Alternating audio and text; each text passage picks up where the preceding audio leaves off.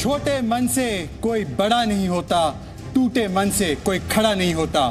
नमस्कार, मैं हूं शहजाद पूनावाला और मेरे साथ है मेरे बड़े भाई तहसीन पूनावाला और भाई वर्सेस भाई राजनीति के इकलौते और पहले पारिवारिक शो में आज मतलब 25 दिसंबर को हम न केवल आपको मेरी क्रिसमस कहना चाहते हैं, पर हम भूतपूर्व प्रधानमंत्री भारत के महान सपूत अटल बिहारी वाजपेयी जी को श्रद्धांजलि भी अर्पित करते हैं। भ्राताश्री, राजनीतिक डिफरेंसेस जो भी हो, मुझे उम्मीद है कि आप और हमारे साथ जुड़े सारे साथी भी इस काम में मेरे साथ जुड़ेंगे।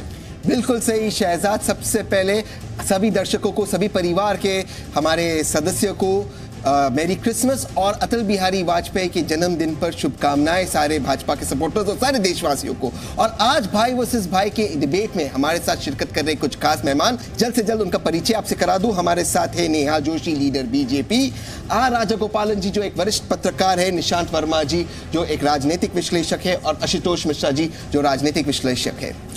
बिल्कुल सही। और भ्राताश्री, आज क्योंकि हम अटल बिहारी वाजपेयी जी के जन्मदिन को मना भी रहे हैं और आज उसे गुड गवर्नेंस डे की तरह मनाया भी जाता है, तो जाहिर सी बात है कि आज भाई वर्सेस भाई में जो 5 सुलगते सवाल होंगे वो भी इसी के इर्द गिर्द है। और वो क्या सवाल है मैं आपको जल्द से जल्द बताना चाहता हूं। पहला सवाल कि विकास के अटल सपने पर क्या कांग्रेस पार्टी ने लगाया ग्रहण। दूसरा सवाल, कांग्रेस राज में वोट देखकर विकास का बंटवारा होता था। तीसरा सवाल, कांग्रेस के शासनकाल में विकास से बड़ा था दलहित। चौथा सवाल, माहौल खराब करने के लिए और मोदी सरकार को बदनाम करने के लिए क्या साजिश रची जा रही है इस देश में। और पांचवा और आखिरी सवाल, क्या 2019 में मोदी से सत्ता छीनने के लिए गृह युद्ध की साजिश की जा रही है भारत में। तो इसी के साथ हमारा ट्विटर सवाल भी अब लाइव हो चुका है। बिल्कुल, भाई वर्सेस भाई में आज का ट्विटर पोल का सवाल भी लाइव हो चुका है। और आज का ट्विटर पोल का सवाल है कि क्या कांग्रेस राज में वोट बैंक देखकर विकास के काम किए जाते थे। मेरा यानी शहजाद पूनावाला का दावा है बिल्कुल हाँ, और मेरा यानी तहसीन पूनावाला का दावा है बिल्कुल नहीं। तो आप किसकी बातों से इत्तेफाक रखते हैं, छोटे भाई शहजाद पूनावाला की बातों से या बड़े भाई तहसीन पूनावाला की बातों से? आप हैशटैग भाई वर्सेस भाई पर वोट कीजिए, ट्वीट कीजिए और अपने कमेंट्स हमारे पास भेजिए, क्योंकि आपके कमेंट्स, आपकी रायों को बताया जाएगा लाइव भाई वर्सेस भाई के शो के दौरान। और अब चलते हैं आज के पहले सवाल की ओर कि क्या विकास के अटल सपने पर कांग्रेस ने लगाया ग्रहण। यह सवाल इसलिए पैदा होता है, आज आपने देखा होगा, जी न्यूज पर भी देखा होगा कि प्रधानमंत्री ने भारत की, इंडिया की सबसे लंबी रोड रेल ब्रिज का उद्घाटन किया जिसका नाम है बोगीबील ब्रिज। इसकी खासियत यह है कि अरुणाचल को असम से जोड़ता है। 600 किलोमीटर का फासला महज 40 किलोमीटर में अब तय हो जाएगा और ये सालों साल से ये प्रोजेक्ट अटका हुआ था। सवाल यही पैदा होता है जो मोदी जी ने आज अपने संबोधन में भी कहा कि काश उस वक्त 2004 में वाजपेयी जी की सरकार नहीं जाती तो सुशासन का ब्रिज नहीं टूटा। भ्राताश्री, आप लोगों ने सुशासन का ब्रिज तो तोड़ा है ना। सत्य का संघर्ष सत्ता से, न्याय लड़ता है निष्कुशता से, अंधेरे ने दी चुनौती है, किरण अंतिम अस्त होती है। ये वाजपेयी जी की पंक्तियां हैं और ये पंक्तियां मैं आपको क्यों बता रहा हूं, क्योंकि सत्य का संघर्ष सत्ता से। आप सत्ता पाने के लिए सत्य को कहीं छोड़ देते हो, पीछे झूठ का सहारा लेते हो। इसलिए आपको बता दूं, 2007 में इस ब्रिज को माननीय डॉक्टर मनमोहन सिंह जी ने नेशनल स्टेटस दिया। अब नेहा जोशी जी, मैं आपसे सवाल पूछना चाहता हूं, आज 2004 के बाद जब ये ब्रिज कंसेप्चुअलाइज हुआ, इसमें बहुत सारी टेक्निकल प्रॉब्लम्स थी, लेकिन 2007 में डॉक्टर मनमोहन सिंह जी जो हमारे देश के वजीर आजम थे, आसाम से मेंबर ऑफ पार्लियामेंट थे, इसे नेशनल स्टेटस देने के बाद इसके लिए फंडिंग आई, फंडिंग के द्वारा रिसर्च हुआ और रिसर्च के बाद ये ब्रिज का जो कंसेप्चुअलाइजेशन हुआ पूरा हुआ और 2016 में पूरा होना था, ये 2018 में ब्रिज पूरा हुआ। तो आज आप मनमोहन सिंह जी को दोष दे रहे, मोदी जी ब्रिज का उद्घाटन करते हैं, आपने ब्रिज उद्घाटन कर दिया, क्रेडिट लीजिए। आप मनमोहन सिंह जी पर निशाना क्यों डाल रहे हो? धन्यवाद तहसीन जी। सबसे पहले तो मैं आदरणीय हमारे परम श्रद्धेय अटल बिहारी वाजपेयी जी को नमन करना चाहती हूँ उनके जन्मदिन पर, और मेरी क्रिसमस भी सबको बोलना चाहती हूँ। और सवाल इसलिए उठ रहे हैं तहसीन भाई क्योंकि सवालों को कांग्रेस ने जन्म दिया है, हमें मौका दिया है देश को सवाल पूछने का।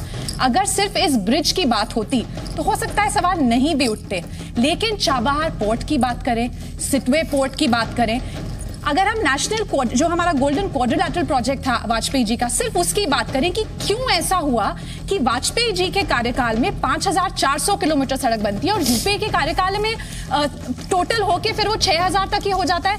मतलब क्या ऐसा हो रहा है कि आपको मैं यहाँ रोकता, आप जानते हो कि आप जानते हो, एक सेकंड आपको रोकता, आप जानते हो कि आपने हाईवेज की परिभाषा को चेंज किया है। आप दो हाईवे गिनते तो आप चेंज कर दें। मैं टेक्निकल में नहीं जाना चाहता हूं, मैं आपसे सवाल सीधा पूछता हूं। आज ब्रिज का उद्घाटन था, मोदी जी ने आज राजनीतिक टिप्पणी क्यों की? आपने ब्रिज पे बात, आपने ब्रिज जो उद्घाटन किया, मैंने कहा तो क्योंकि सिर्फ ब्रिज की बात होती तो शायद सवाल नहीं उठता, लेकिन ये मल्टीपल प्रोजेक्ट है जहां पर कांग्रेस के कार्यकाल में डिले हुआ है, करप्शन हुआ है। मैं कुछ आंकड़ों के साथ और तथ्यों के साथ बात रखूंगा। ये बात बिल्कुल सही है, मेरे भाई ने सच बात बोली कि 2007 में इस ब्रिज को नेशनल इंपॉर्टेंस का स्टेटस दिया गया। निशांत वर्मा जी, मैं आपको बताऊं कि इतना इंपॉर्टेंस देने के बाद, और आपके पूर्व प्रधानमंत्री हमारे देश के मनमोहन सिंह जी खुद असम से आते थे, इस प्रोजेक्ट की कॉस्ट 5000 करोड़ थी, जिसको सब स्ट्रक्चर बनाने के लिए दिया गया था। कंपनी ने बार बार कहा 1700 करोड़ नहीं 5000 करोड़ चाहिए, उसको फंड्स नहीं दिए गए। 11, 12, 13 में रिजेक्ट किया गया और फर्स्ट गर्डर स्पैन जो ब्रिज को स्ट्रक्चर बनाने के लिए चाहिए वो 2014 के अप्रैल एंड में लगा, जाते जाते उन्होंने लगाया। मतलब कि 2007 से 14 आपने 7 साल बर्बाद किए। ये हकीकत है। ये अगर 2007-8 में कंप्लीट होना था, सिर्फ नेशनल इंपॉर्टेंस का स्टेटस देके क्या कांग्रेस पार्टी अपनी जिम्मेदारी से पल्ला झाड़ सकती है? उन्होंने नॉर्थ ईस्ट का डेवलपमेंट नहीं किया। अब मैं तो चाहता हूं कि आप ये भी कहने कि मनमोहन सिंह खुद जाके वहां वेल्डिंग क्यों नहीं कर रहे थे। लेकिन देखिए, किसी भी प्रोजेक्ट को कंप्लीट करने के लिए, बनाने के लिए जो भी रिसर्च वर्क, जो भी पैसा आवंटन करना, जो भी उसमें काम करना है, वो उसके डिपेंड करता है कि कितनी ग्रेविटी, कितना काम, कैसा काम। मैं आपको उदाहरण देता हूं। आप यहां मनमोहन सिंह जी की तारीफ ना करने के बजाय मोदी साहब की तारीफ कर रहे हैं। मैं आपको एक तारीफ अवेलेबल फॉर द प्रोजेक्ट ऐसा कहा है, जिस व्यक्ति ने इस प्रोजेक्ट पे काम किया है, सरकार की जिम्मेदारी थी प्रोजेक्ट के लिए पैसे दे, पैसे नहीं दिए।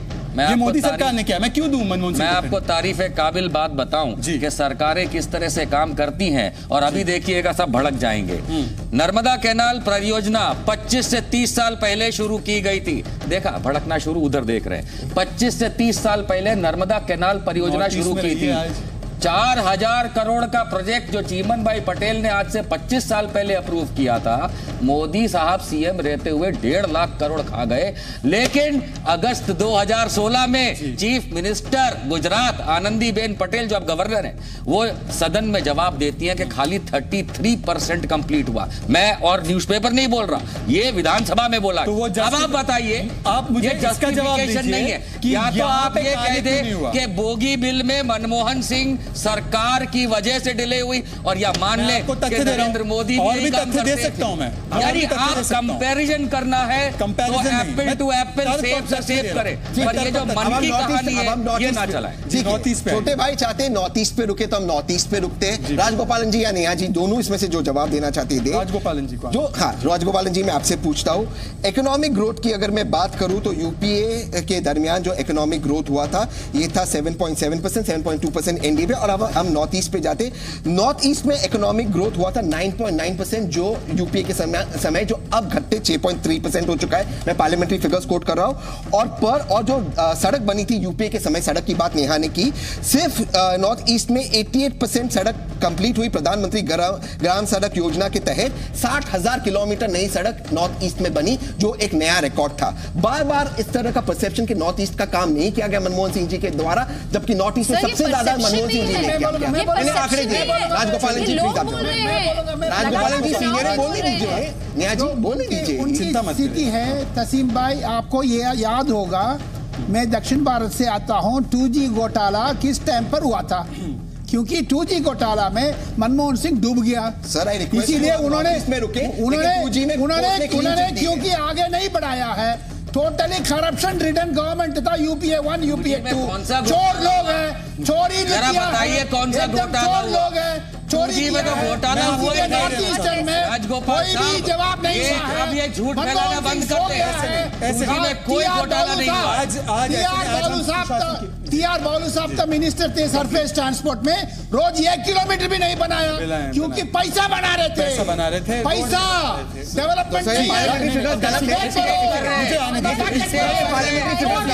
देखिए, जब काम होता है तब पैसा बनता है। आप गलत बता रहे थे।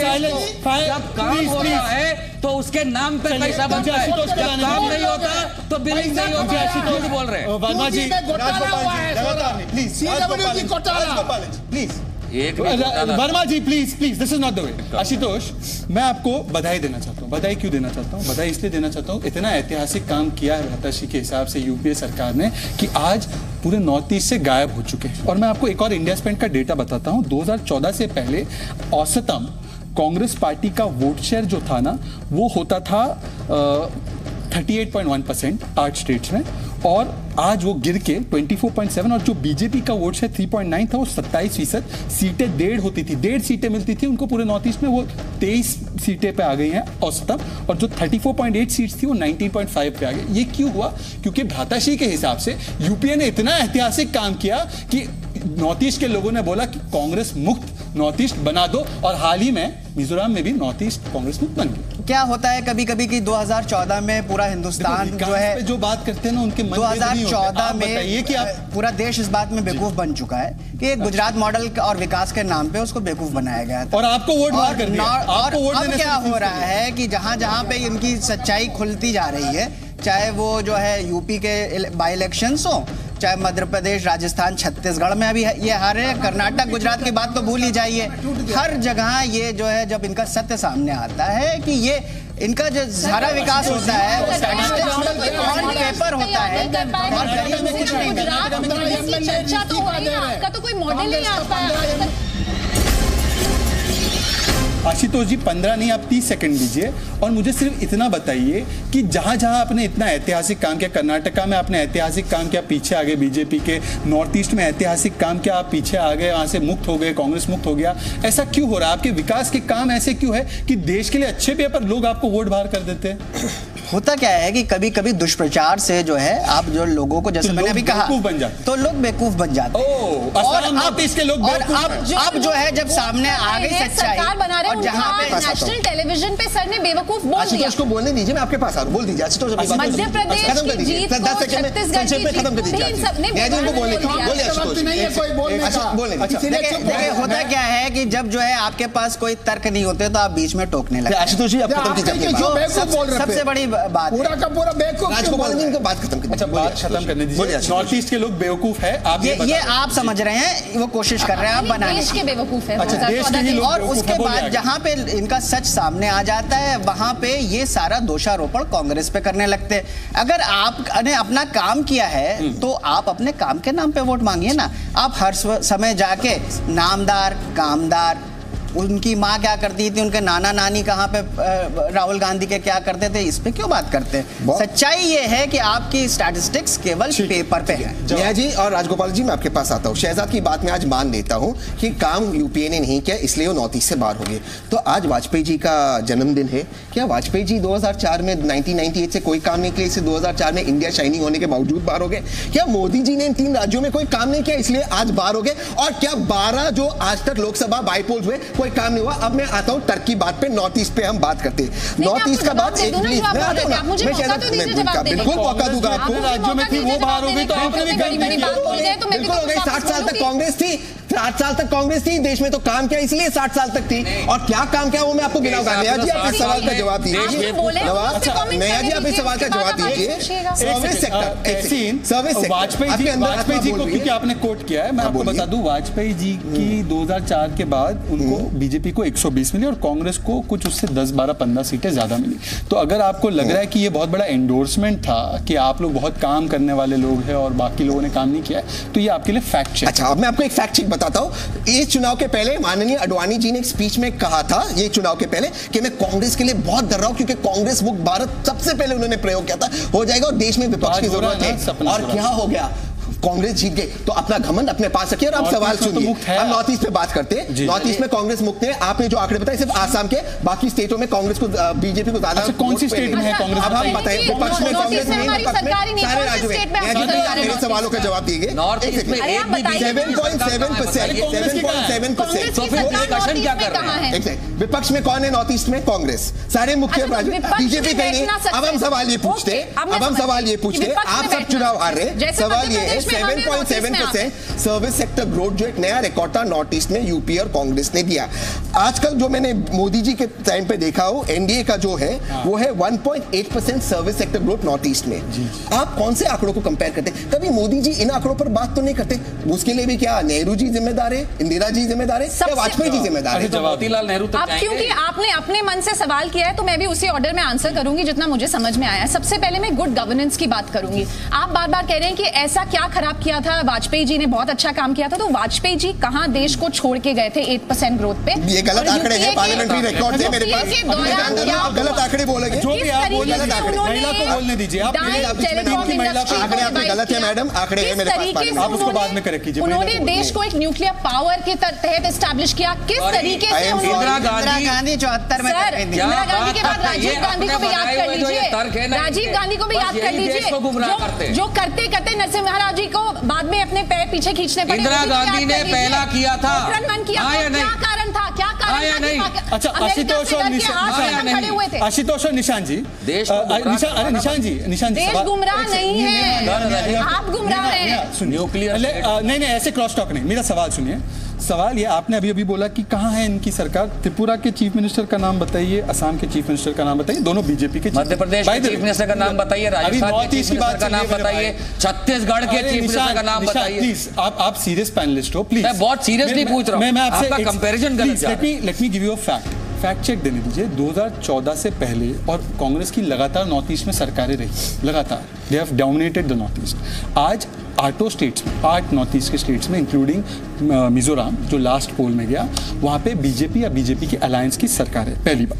दूसरी बात, ये एक्ट ईस्ट पॉलिसी, ये 88 kilometre Dhansiri Kohima, 1200 kilometre highway और airport authority of India 3,500 crore दिया है, hydro power project, 21 railway projects, ये मोदी सरकार ने 5,300 करोड़ दिया है, 3,700 करोड़ ऑन गोइंग प्रोजेक्ट्स के लिए दिया है, ये 5,790 विलेजेस को बिजली से जोड़ा है। ये सब जुमला होता, ये अगर कागज पे नहीं होता तो नॉर्थ ईस्ट में इतने लगातार रहने वाली डिवाइड एंड रूल से कांग्रेस को बाहर निकाल के बीजेपी और अलायंस पार्टनर्स को क्यों ला रहे हैं? शहजाद भाई, मैं आपकी बात को माइनस या काटने की बात नहीं करूंगा, लेकिन अगर इन आंकड़ों को लेकर के अगर आप भारत के किसी भी राज्य या राज्यों की राजनीति की बात करते हैं तो ऐसा क्या गुनाह किया मोदी साहब ने कि 3 राज्यों में अभी भारतीय एंटी इनकम्बेंसी ना? अच्छा, वहां एंटी इनकम्बेंसी नहीं थी। ये सहूलियत की राजनीति बात करते हैं कि नॉर्थ ईस्ट में इतने सालों से जब कांग्रेस थी तो एंटी इनकम्बेंसी नहीं है। वहां मोदी साहब ने 4 पैसे दे दिए, इसलिए बीजेपी आ गई। मैं चाहता हूँ कि मैं राजगोपाल मध्य प्रदेश और राजस्थान में तो छक्के लग गए। आपने अच्छा पॉइंट किया। एक बात मैं बोल दूं, आप एंटी इनकम्बेंसी बात कर रहे हैं, आज मैं भी एंटी इनकम्बेंसी को मानती हूं, लेकिन 15 साल सरकार चलाने के बाद आज भी अगर शिवराज सिंह चौहान कांग्रेस के वोट शेयर से ज्यादा वोट शेयर लेके आता है तो आप उनको क्या कहेंगे? और आप याद दिलाएंगे जहां पे जो है कांग्रेस का जो है वोट शेयर ज्यादा था और तब भी कर्नाटका में सीटें आपने क्या थी? स्टैटिस्टिक्स को लेके खेल आपने बहुत ही अच्छा पॉइंट किया। पापी की मास्टरी नहीं हो सकती ना स्टैटिस्टिक्स में। और राजस्थान में पिछली बार बीजेपी को कितनी सीटें मिली? आप लोगों की उम्मीद थी कि 140 पार जाएंगे, आपकी गाड़ी कहां अटक गई? मध्य प्रदेश में इतने सालों के बाद बहुमत गर्व कर रहे हो, देखिए मुझे नहीं पता। गर्व करने की बात है, दुनिया कायम है, लेकिन वहां सीएम कांग्रेस का है। छत्तीसगढ़ छोड़ के अच्छा सीएम आ गया तो आप सब खुश हो। तो गोवा में क्या है? गोवा में क्या है? अब सवाल ये है कि नेहा ने नॉर्थ ईस्ट की बात की, बहुत अच्छी बात की।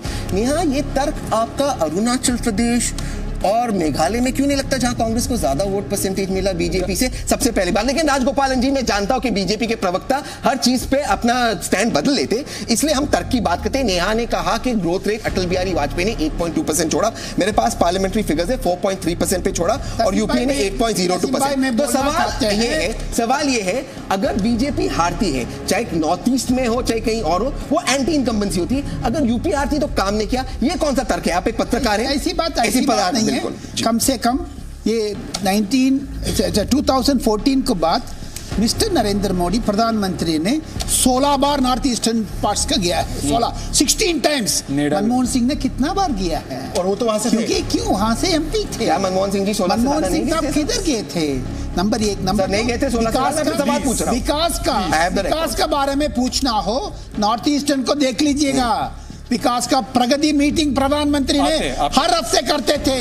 मनमोहन सिंह क्या किया? 2G CWG सारा का सारा घोटाले को साइड ओवर करते थे। निशान जी नंबर एक से खत्म करेंगे जल्दी आप सारा नॉर्थ ईस्टर्न को तो छोड़ दीजिएगा।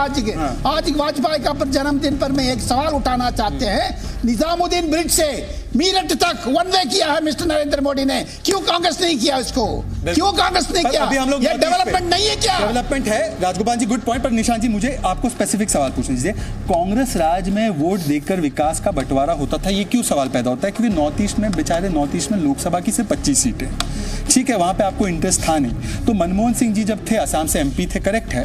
2013 में फाइनेंस कमीशन ने पता है असम को कितना दिया? 75,000 करोड़। मोदी आए, मोदी तो बेचारे यूपी से एमपी है, फिर भी असम के लिए लगाव देखिए कि 1.5 लाख करोड़ से ज्यादा दिया। नेडा बनाया, वहां पे हर हफ्ते एक मंत्री, और नेहा इसकी पुष्टि करेगी, हर हफ्ते एक केंद्रीय मंत्री नॉर्थ ईस्ट में रहता है। मैं आपसे पूछना चाहता हूं कि जिस तरीके का फोकस था वो इसलिए नहीं था क्योंकि आपको वहां के वोटों की कदर नहीं थी, आपने टेक इट फॉर ग्रांटेड लिया, तो उन्होंने भी आपको बाहर फेंक दिया। सहूलियत की राजनीति क्या होती है, अभी इनके मुंह से हमने सुना कि मोदी यूपी से मेंबर ऑफ पार्लियामेंट हैं लेकिन लगाव नॉर्थ ईस्ट। ये नहीं बताएंगे कि प्रधानमंत्री किसी एक राज्य का नहीं होता है ना। सुप्रीम कोर्ट तक को बोलना पड़ा था कि बीजेपी का प्रधानमंत्री नहीं, देश का प्रधानमंत्री। लेकिन जब तक ये माइंडसेट जाएगा नहीं। आदरणीय मनमोहन सिंह जी जब तक के सांसद थे और फिर भी उनके मन में असम के लिए नहीं, सिर्फ परिवार के लिए, सिर्फ 10 जनपद के लिए मोहब्बत थी, इसीलिए और सांसद जो है वो एक क्षेत्र का होता है। सवाल आपने प्रधानमंत्री देश का होता है। मैंने उनके संसदीय क्षेत्र की बात की। असम, उनके संसदीय क्षेत्र बनारस में से पैसे भेजे असम। ओहो मेरे भाई, तो फिर वो डिस्कशन आप समझ पैरेलल गलत जा रहा है। राज्यसभा असम से गए मनमोहन सिंह, पर उनको कोई ग्रेटिट्यूड नहीं था।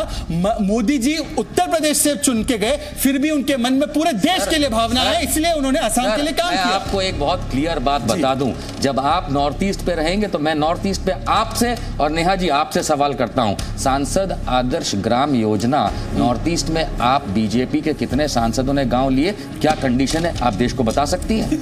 ये बिल्कुल इसके ऊपर भी कल डिबेट कर सकते हैं। खाली आप पैसे से जवाब को देता हूं, मैं बता रहा हूं, जवाब देता हूं, बताइए। नेहा जी कुछ सवाल है, नेहा जी को बोलिए। आप मुझे इन दोनों का रिलेशन बता दीजिए, मैं बिल्कुल आपको जवाब दे दूंगी। नहीं, इसका मुद्दा नहीं है। क्यों ऐसा हो रहा है? शहजाद भाई जो आंकड़े बता रहे हैं Neha ji, with due respect, आप जो एक एक करके चलते हैं ना, विद ड्यू रिस्पेक्ट, आपने आपको जो सरकारें कैसे आई उसका जवाब दे चुके हैं शहजाद भाई के एंटी इनकम्बेंसी से आई। उन्होंने बिल्कुल ऐसा नहीं कहा कि एंटी इनकम्बेंसी इसलिए आई क्योंकि कांग्रेस ने नॉर्थ ईस्ट को आइसोलेट करके रखा था। कांग्रेस के शासनकाल में विकास बढ़ा था, दलित बढ़ा था, उस पर चर्चा हो चुकी है। अब हमें अगले सवाल की ओर चलना पड़ेगा क्योंकि अगला सवाल भी बहुत जरूरी है।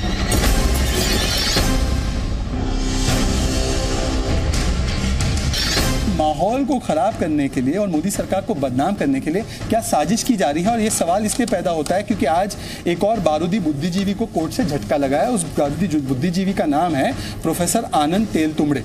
वो गए थे PIL लाल के, वो हाईकोर्ट गए थे और कुछ राहत मांगी, और जैसे पहले भी सुप्रीम कोर्ट ने नकारा है अर्बन नक्सलियों को, उन्होंने नकारा उनकी PIL को, उनकी पिटिशन को, और उन्होंने कहा कि जो कंस्पिरेसी है अर्बन माओइस्ट की वो डीप रूटेड है, सीरियस रेपरकशंस है और इन्वेस्टिगेटिंग एजेंसी को समय दिया जाना चाहिए ताकि वो इन्वेस्टिगेशन करे और एविडेंस पेश करे। मैं आपको बताना चाहता हूँ सुप्रीम कोर्ट के समय पर भी बार बार राहुल गांधी से लेकर विपक्ष के सारे नेताओं ने इन अर्बन नक्सलियों को, जिनको प्रधानमंत्री को मानना है, जिन आरोप ये लगाते हैं, उनको बचाने का काम किया, उनको ह्यूमन राइट्स एक्टिविस्ट कहने का काम किया। और यही लोग तब माओइस्ट थे, अर्बन नक्सली थे जब मनमोहन सिंह की सरकार थी।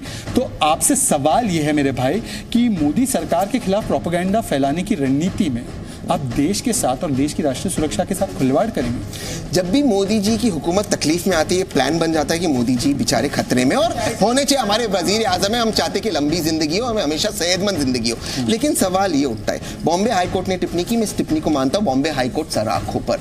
लेकिन सवाल ये उठता है कि क्या बॉम्बे हाईकोर्ट ने किसी को दोषी माना है? अब तक नहीं माना है। ये ऑब्जर्वेशन है, तो ऑब्जर्वेशन सर प्लीज आप बीच में ना बोले। ऑब्जर्वेशन ये भी था कि ऑब्जर्वेशन माननीय सुप्रीम कोर्ट का ये भी था दो के दंगे को कि modern day Nero is fiddling with his thumb, लेकिन फिर उनको क्लीन चिट मिल गई। ऑब्जर्वेशन और ऑर्डर में अलग-अलग फर्क है। ये ऑर्डर रिटन है ऑब्जर्वेशंस के अंदर। चलिए आशुतोष मुझे भी पूछना है। नहीं, आपको आप पूछिए ना आशुतोष जी। गौतम नवलखा, अरुण फरेरा, वर्नॉन गुंजाल्विस, वरावरा राव, ये जो महान अनुभव है मानवाधिकार के, इनको यूपीए की सरकारों में भी और इंदिरा जी की सरकारों से अरेस्ट करते आ रहे हैं लोग।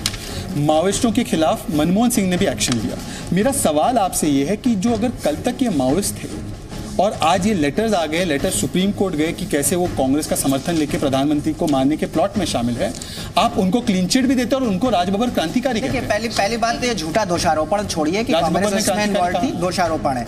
आज भी हाईकोर्ट ने क्या कहा है कि उसको सील्ड एनवेलप में जो कहानी जो है सुनाई है पुलिस ने, वो उसको लगता है कि उसमें एविडेंस यानी साक्ष्य पेश करिए। अब वो सील्ड एनवेलप में तो राजबब्बर ने क्रांतिकारी कैसे कह दिया भाई? राफेल स्कैम में जो है गया था, उसमें टाइपो, तो कहानी क्या सुनाई है पुलिस ने? ये तो जब आर्गुमेंट सामने आएगी, मैं आपके पास आता हूं। नेहा, आशुतोष जो भी कह रहे हैं मैं उनकी बात को मानता हूं, पर अल्टीमेटली कोर्ट ने डिसाइड किया कि भाई इसमें कुछ है और बार-बार उसको इग्नोर क्यों कर रहे विपक्ष? उनको कभी क्रांतिकारी। मैं आपकी उस बात पे आना चाहूंगी जो आपने कहा कि अगर इन्हीं व्यक्तियों के ऊपर लगातार केस चल रहे थे, बार-बार इनको अरेस्ट किया जा रहा था, तो आज क्या हुआ कि आज इनके साथ कांग्रेस के बड़े नेताओं की सिंपैथी हो गई और आज इनको क्रांतिकारी बताया जाने लगा। तो मैं बताती हूँ क्या हो गया। Let me just state my fact. आज ये हो गया कि आज ये सत्ता से बहुत दूर पहुंच गए और सत्ता में आने का लालच इतना ज्यादा बढ़ गया that they want to come back by any means. ये तो पाकिस्तान जिंदाबाद के नारे में अपनी बात लगा देते हैं।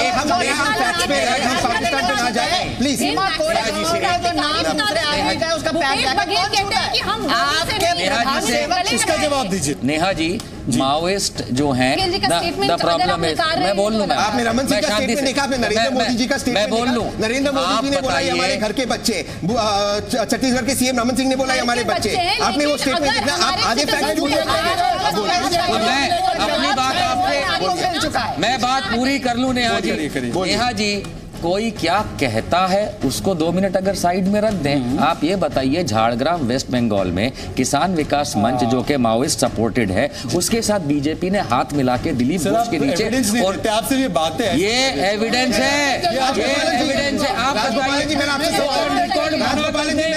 ऑन रिकॉर्ड मना कर दें टीवी पे कि उन्होंने उनके साथ नहीं होता। आप एविडेंस दीजिए। राजगोपालन जी, मेरा आपसे सीधा सवाल है। त्रिपुरा के अंदर जहां पर शहजाद ने कहा कि बीजेपी की हुकूमत है, उन्होंने अलायंस किया त्रिपुरा लिबरेशन फ्रंट पे, जो माओइस्ट है और जो चाहते हैं, आज भी चाहते हैं उनकी वेबसाइट पे कि त्रिपुरा एक आजाद हो जाए हिंदुस्तान से। आज भी अलायंस में इनके मेंबर्स आज पार्लियामेंट के आज मिनिस्टर्स है। आप नहीं समझते कि देश से सबसे ज्यादा देशद्रोही का काम अगर कोई कर रहे हैं, ये माओइस्ट के साथ कोई गठबंधन करा हुआ? जयराम रमेश साहब ने एक चिट्ठी लिखा था पृथ्वीराज सिंह चौहान का, त्रिपुरा पे त्रिपुरा में दोनों एक ही जुड़ा हुआ है। ये त्रिपुरा लेटर में ये मेंशन किया है फलाना आदमी को रिहा कर दो, महेश रावत का। ये इसलिए बीजेपी ने उनके साथ गठबंधन किया, इसलिए बीजेपी ने गठबंधन किया, इसलिए बीजेपी ने गठबंधन किया। सर प्लीज, इसलिए बीजेपी ने गठबंधन, let him please speak, he is making an important अपने सवाल। इसीलिए मिस्टर जयराम रमेश का चिट्ठी, उसको चिट्ठी का इंपॉर्टेंट है, सुप्रीम कोर्ट ने भी ठोका है। पूना पुलिस ने उसको विचार किया है, 3 लोगों को अरेस्ट किया है। वो लोग ने जाकर के छत्तीसगढ़ में कांग्रेस को समर्थन, सर इसलिए कांग्रेस का बीजेपी ने वहां पे उन लोगों से अलायंस किया, क्योंकि जयराम रमेश ने पत्र लिखा, मिला हुई है कांग्रेस से। सब में ये बताइए संभाजी भिड़े का है, संभाजी भिड़े के पास भी आएंगे और वो भी डिबेट करेंगे। पर मैं बताना चाहता हूँ, राजगोपालन जी कौन से लेटर का जिक्र कर रहे थे, वो हमने जी न्यूज पे दिखाया था। वो लेटर ये था कि जयराम रमेश ने 2013 में महेश राउत, जो आज अरेस्टेड है प्रधानमंत्री को मारने के प्लॉट में, उनको बचाने के लिए लेटर लिखा था पृथ्वीराज चौहान को। इन्वेस्टिगेशन बंद हो, तब से लेकर आज तक कांग्रेस के अलग अलग तार जुड़ रहे हैं। और मैं आपको 3 या 4 बातें बताना चाहता हूं और सवाल निशान जी आपसे पूछना चाहता हूं।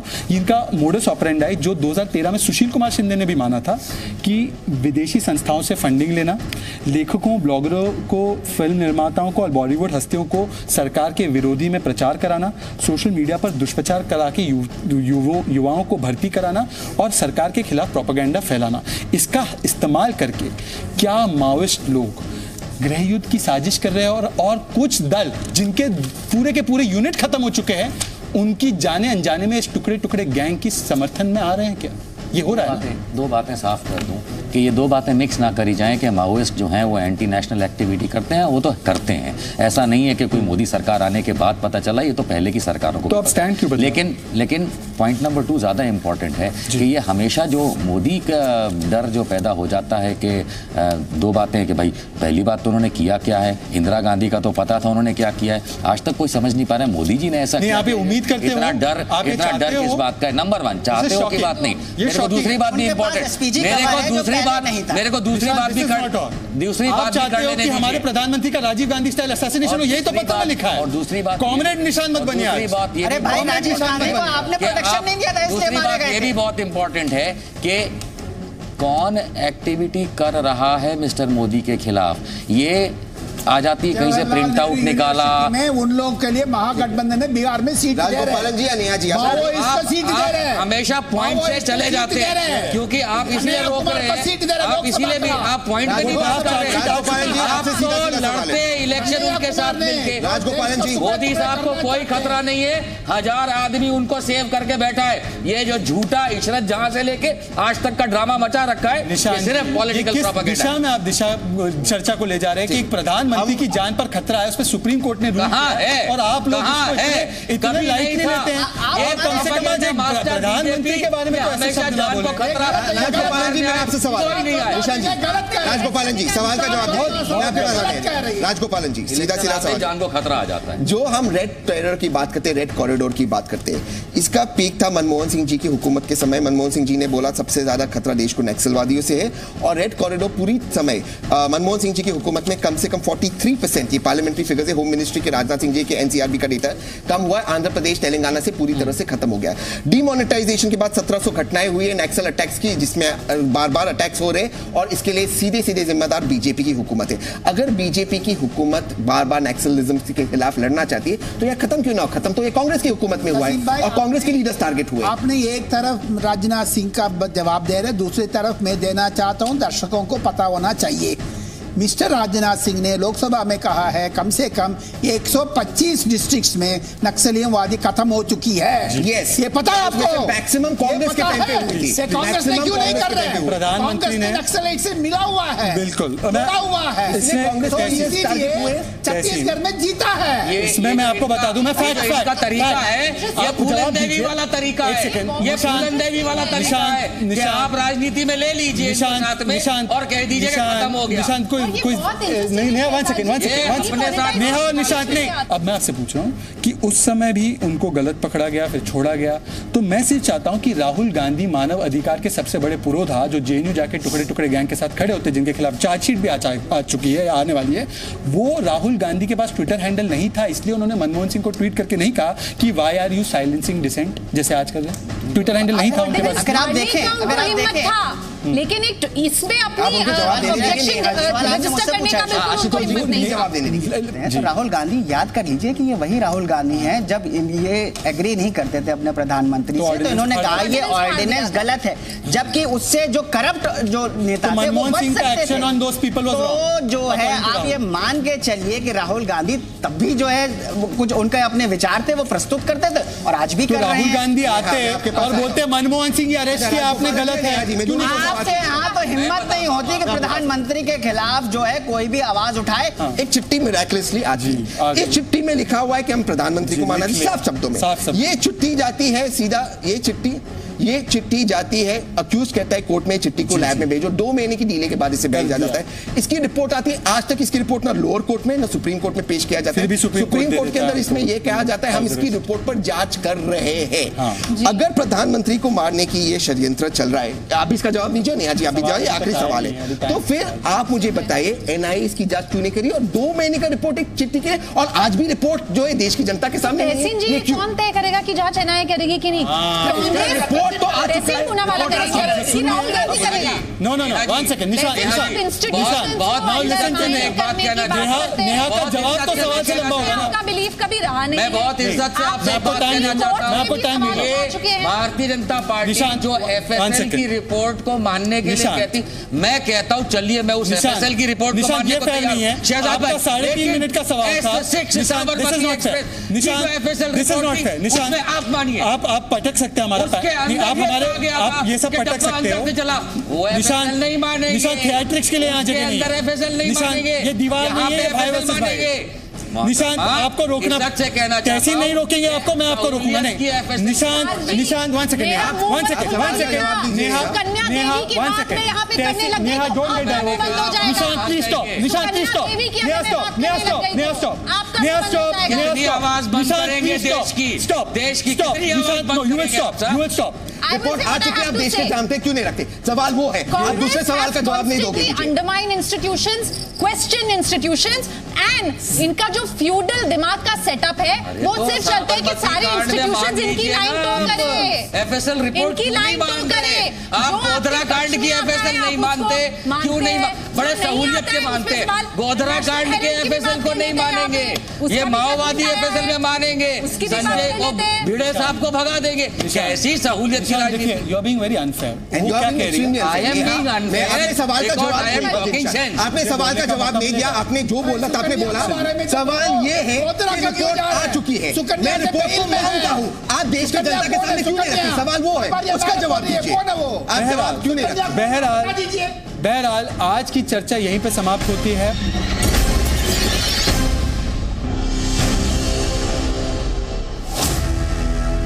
और अब अंत में वक्त है भाई वर्सेस भाई में आज के ट्विटर पोल के नतीजों का। आज भाई वर्सेस भाई के ट्विटर के नतीजों में छोटे भाई यानी शहजाद पूनावाला की जीत हुई है। नेहा जी आप, राजगोपालन जी आप, निशान वर्मा जी और आशुतोष मिश्रा जी आप सभी लोग भाई वर्सेस भाई के शो में शामिल हुए, आपका बहुत बहुत शुक्रिया अदा करना चाहता हूं। और फिर से एक बार जाने से पहले अटल बिहारी वाजपेयी जी की कुछ पंक्तियां मैं पढ़कर आपको सुनाना चाहता हूं, क्योंकि ये बातें हम सभी लोगों को और देश के परिवारों को खासकर और हमारी उम्र के लोगों को याद रखनी चाहिए। और अटल बिहारी वाजपेयी जी ने कहा था, मेरे प्रभु मुझे इतनी ऊंचाई कभी मत देना कि गैरों के गले ना लग सकूं, इतनी रुकाई कभी मत देना। मुझे उम्मीद है कि सभी लोग इस फलसफे को मानेंगे और इस पर चलेंगे। और इस पर चलते चलते और दो पंक्तियां अटल बिहारी वाजपेयी जी की। दांव पर सब कुछ लगा है, रुक नहीं सकते, टूट सकते हैं मगर हम झुक नहीं सकते। जय हिंद, जय भारत।